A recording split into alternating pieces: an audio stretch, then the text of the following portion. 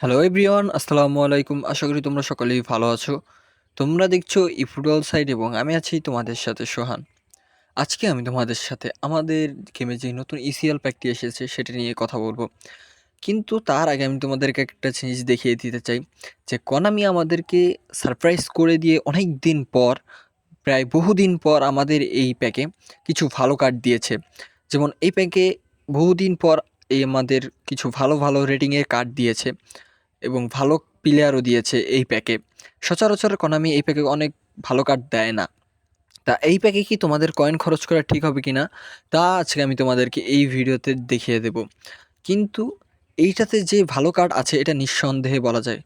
তা প্রথমে আমি যে কার্ডটি নিয়ে কথা বলবো সেটি কুন্ডের এই বুস্টিং কার্ডটি নিয়ে, যেটি একটি আরবি কার্ড এবং অ্যাটাকিং ফুলব্যাকের কার্ড।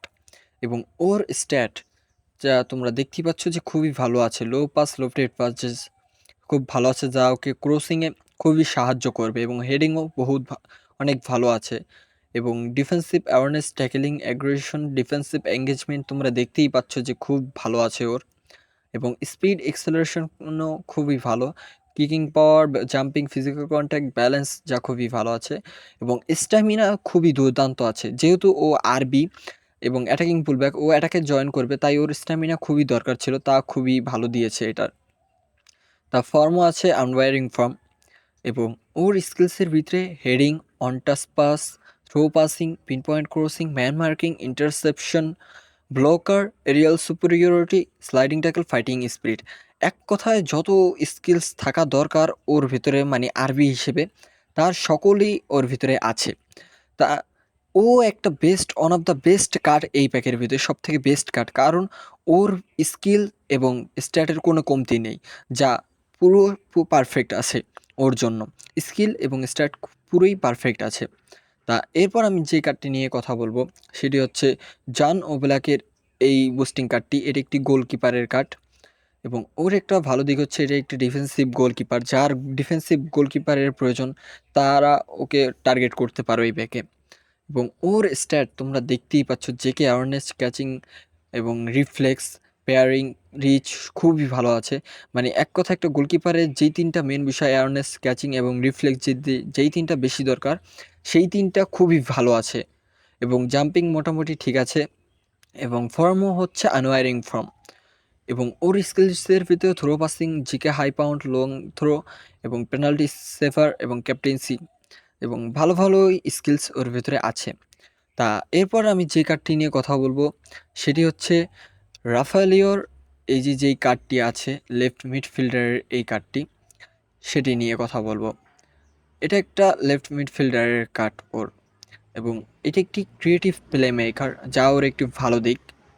এবং ওর স্টার্ট তোমরা দেখতেই পাচ্ছ, attacking awareness, ball control, dribbling এবং tight position, low pass, lofted pass, finishing যা খুবই মোটামুটি ভালো আছে। এবং কালো মোটামুটি ঠিক আছে। এবং স্পিড, এক্সেলারেশন যা দেখতেই পাচ্ছ যে খুবই ভালো আছে। কিকিং পাওয়ারও মোটামুটি ঠিক আছে। ফিজিক্যাল কন্ট্যাক্ট, ব্যালেন্স, স্ট্যামিনাও ঠিকই আছে, যা চলে যাবে ওকে দিয়ে। এবং ফর্মও হচ্ছে আনওয়ারিং ফর্ম। এবং ওর স্কিলসের ভিতরে scissor spin, double touch, soft turn, cut behind enter, sole control, wrong edge colour, rising shoot, heel trick, throw passing, pin point crossing, এক কথায় শুটিং এবং পাসিং স্কিলসের ভিতরে সকল স্কিলসই ওর ভিতরে আছে। আর দুই একটা স্কিলস হলে ভালো হতো, যেমন লং রেঞ্জ শুটিং কিংবা ডিপিং শট, এই দুটো হলে ভালো হতো। তা এটাও একটা খুবই ভালো কার্ড এবং ওর ভিতরেও প্রায় সকল স্কিলসই আছে। এবং ওর স্টার্টও খুবই ভালোই আছে, মানে এক কথায় ওরও কোনো কমতি নেই। তা এরপর আমি যে কার্ডটি নিয়ে কথা বলবো সেটি হচ্ছে লুইস ডিয়াসের এই বুস্টিং কার্ডটি নিয়ে। এটি একটি সিএফ এর কার্ড। নাও এখন তোমরা বলতে পারো যে এই কার্ডটাকে কেন আমি 2 নাম্বারে কিংবা 1 নাম্বারে রাখিনি। তা এটার কারণ আছে, যথেষ্ট কারণ, তা আমি তোমাদেরকে একটু পরে দেখিয়ে দিচ্ছি। তা এটা একটা গোল প্রচারের কার্ড এবং ওর মাল্টিপল পজিশনেও খেলতে পারে। এবং ওর স্ট্যাট তোমরা এখানে দেখতে পাচ্ছ, attacking awareness, ball control, dribbling, tight position ঠিক আছে। ফিনিশিং পর্যন্ত পুরোই ঠিক আছে, যে ফিনিশিং খুবই ভালো। কিন্তু সমস্যা হচ্ছে ওকে নিয়ে, এই ওর কাল নিয়ে। ওর কাল একদম বাজে 69, যা মেবি 70-72 হবে স্কোয়াডে বসালে।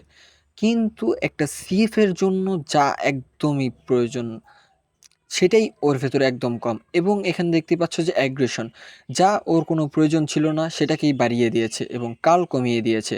যেহেতু ও সিএফ, ওর কালের খুবই প্রয়োজন ছিল, তা কাল ওকে কম দিয়েছে এবং স্পিড এক্সেলারেশন এখান দিয়ে ঠিক দিয়েছে, কিকিং পাওয়ারও ঠিকই দিয়েছে, এইসব ঠিকই দিয়েছে ওকে, স্ট্যামিনাও।